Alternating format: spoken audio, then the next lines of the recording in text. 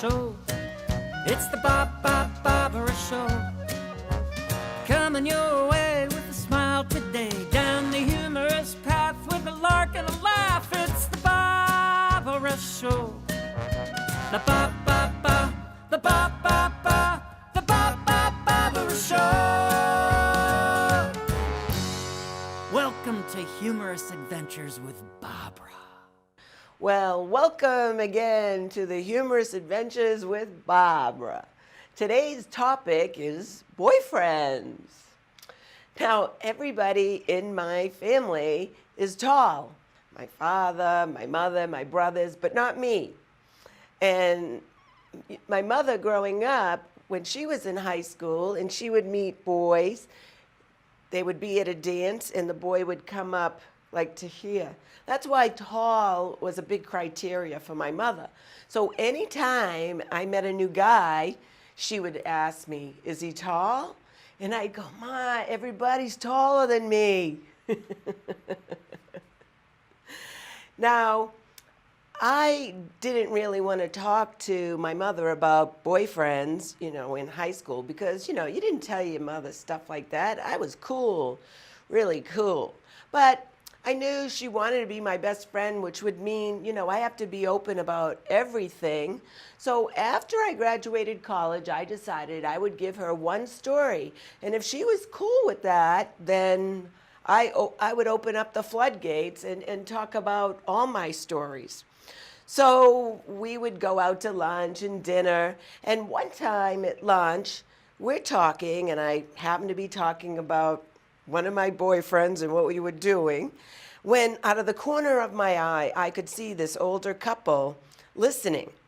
And so I decided it's going to be fun to embellish the story. So as I'm telling my mother the story, I embellish it a little bit more, and I can see these two older people are leaning in and talking amongst each other. They almost fell off their chair listening to us. And my mother and I, my mother got it, and it was very, very funny for us. But it's funny. I would tell my friends, yeah, I told my mother that. And my friends would say, you told your mother? And I would tell my mother, yeah, I tell my friends that. And my mother said, you tell your friends that? There's nothing wrong with it. So they're dating stories and things like that. So yes, I'm an open book. What can I say? Now, we're talking about boyfriends. So I already alluded to the fact that my first love was Tony. And then there've been other boyfriends. But Brian was the younger brother of my brother's best friend. And I had a crush on Brian. So in confidence, I told my mother that I thought Brian was very cute. And then just a couple of days later, phone rings and it's Brian and he's asking me out. So I agreed, but I thought, my mother broke a confidence and she told my brother to have Brian ask me out. And I'm not a charity date. I don't need help. So I went to my mother and I said, why did you have Danny ask Brian ask me out? That's very embarrassing. And my mother said, I didn't. And I didn't believe her. And I'm crying. And I ran in my room when my brother comes home and he said, what's the commotion about? And my mother tells him. And he just starts laughing, this belly laugh. He's so happy. And why he's happy is he doesn't want me dating Brian, because if Brian was to do anything to me, he's got to protect his sister. My brother's my protector, and he would have to defend my honor. So he loved the fact that Brian and I wouldn't get together. Anyway, I did go out with Brian, and on this date, Brian picks me up, and as we're driving to the restaurant, we just felt that Danny was a presence in between us. We get to the restaurant. I'm nervous. I can see he's nervous. And I look at the menu and I order chicken. Okay, chicken. And the waitress looks at me and says, do you know how to eat it? And I'm thinking, okay, this is nerve-wracking enough to be on this first date with a guy that I'm attracted to, but I'm nervous. And the waitress now is asking me if I know how to eat chicken. What, do I look like a moron? But this is all I'm thinking inside my head. And then the waitress says, I can see you have a perplexed look on your face. The reason I'm asking you if you know how to eat chicken is this is chicken Kiev, and if you were to stick your fork or your knife in it fast, maybe some oil would shoot in your face. Well, okay. But needless to say, the relationship between me and Brian did not go too far with that one. Another boyfriend was John. And John was an aspiring actor. But how he would make a living was to drive limousines. And in between gigs, John would pick up me and my friends to go to different parties. It was a lot of fun. And maybe it was my birthday one night. Here's a picture of me getting into a limousine with a big bouquet of roses. And what happened was, I get in the limousine with the roses, and I'm in the front seat with John. We pick up some of my other friends, and I turned around from the front seat to talk to my friends when they were playing with the partition in the limousine, and the partition went up. My roses were midway, and all the tops of the roses got cut off. So now I'm left with a beautiful bouquet of stems, whatever.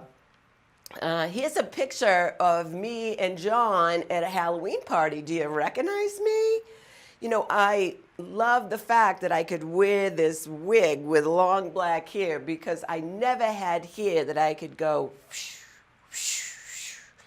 and here's a picture showing that.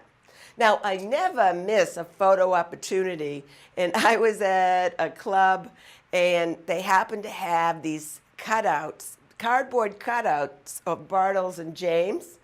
And so I walked up to Bartles and James and, pretending to plant a kiss on one of them. And here's a picture of that. I don't know, I just thought it was a cute photo op. Now, when I moved to California, I called it La Jolla, but I now know it's pronounced La Jolla, okay? And I met an attorney, and my mother loved the fact that now I'm dating an attorney. And he would take me to real fancy restaurants, and, when wine would come to the table, he would taste it, and a lot of times he would send it back. I mean, wine can't be that bad at a lot of restaurants. I think he just wanted to show me that he was some kind of wine connoisseur. And then also, he never asked me to pay for all these dinners, but he kind of always wanted me to see, how much he paid. And one of his claim to fame was, and he told me this story a number of times, and I don't mind people repeating a story that they're proud of themselves, but I, after a while, could recite this story. His claim to fame was that he represented a famous actress's husband while they were going through a divorce. Now, one time, he asked me for Halloween to get dressed up, and we were going to go to a baseball game in San Diego and then go to a Halloween party. And he decided that he's going to rent a gorilla suit, and I decided to once again fit into one of my dancing costumes when I was a little girl. I would just wear a black leotard underneath not to expose myself. That morning, somehow, I had half a gallon of grapefruit juice. I dropped it on my toe. It didn't break, but it really hurt my toe, and my toe swelled up. But I managed to stick my foot in my high heel shoe and dress up like a crazy. I opened the door expecting him to be in his gorilla suit, and he's wearing just a Hawaiian shirt. I said, "Where's the gorilla suit?" He said, "Oh, I decided not to." I'm like, "Well, look at me." He said, "Oh, come on, let's go." So we go to the baseball game, and he says, "Don't worry, everybody in San Diego has spirit. They're all going to be dressed up." And guess what? The only people dressed up at this baseball game was me and their mascot, the San Diego chicken. Here's a picture of the chicken. Well, I thought then and there, this guy, I don't know, I don't think this was a match made in heaven. I have to move on. And I dated this guy that I had thought had a full head of hair. And after a couple of dates, I guess, he was over my house and we start kissing and I have my hand in his hair and then somehow it felt and it lifted off and now the man I'm kissing is bald and I'm in my hand, I've got his hair and I threw it. It'd be okay if I met him and he was bald in the first place, but to be kissing somebody and then pulling his hair off is kind of freaky.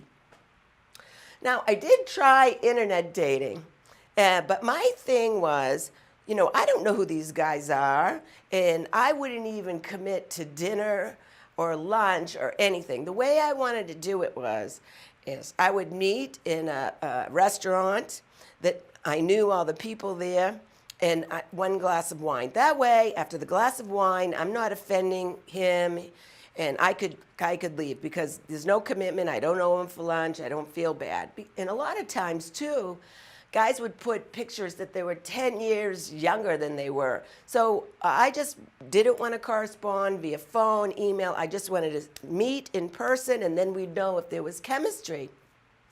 So I would go to the same restaurant near me. I would get there early, order a glass of wine, sit at the bar, and tell all the bartenders, and it got to be a regular show for them. They'd see the guy come in, and then they'd watch and see if it was going to be a match or not. So I kind of entertained the whole bar. But one day, I met Tony, and after meeting him and talking for a while, I said to him, I feel like ordering another glass of wine. Do you know what that means? And he said, oh, well, I guess you must like me. And I said, yes. So Tony and I decided, okay, because Tony looked how he was supposed to look. He was very nice. So we go on our next first date. Our next first date is going to Santa Cruz and Capitola. And we had walked all around, parked the car, walked all around. He took me to a beautiful restaurant. But then he realized he had to put more money in the meter. And because Santa Cruz and Capitola was about 45 minutes away from where I lived, he wanted me to feel comfortable if he was leaving me at the restaurant to put money in the meter, that he wouldn't drive away and leave me there. So he gave me his wallet to hold, knowing he's not going to go anywhere if I have his wallet. So he leaves, and we had ordered 2 glasses of wine, and I was going to wait for him to come back. When the minute he leaves, I turn and hit the full glass of wine that was sitting on the bar. I hit it. The wine goes crashing down on the floor, but before it does, it spills all down my leg. So this leg is totally soaked. The bartenders fix it up. I try to dry my leg as fast as I can, and it looks normal. I have another glass of wine. When he comes back, he starts talking to me, and then, of all things, he puts his hand on my thigh, and it's soaking wet. And he knows it's soaking wet, and I know it's soaking wet, and I didn't know whether I should say anything. And I had to come clean and tell him what happened. Again, I can never get away with anything. But in closing, I just want to say, how we always remember our first love?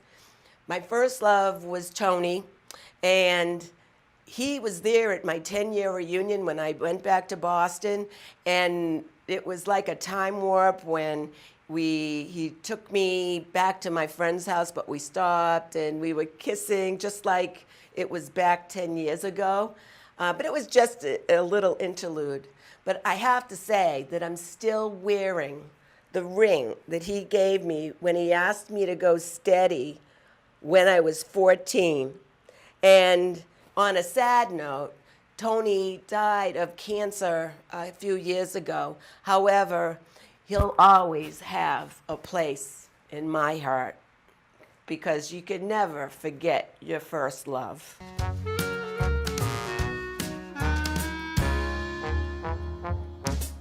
It's the Baaaaahbra Show.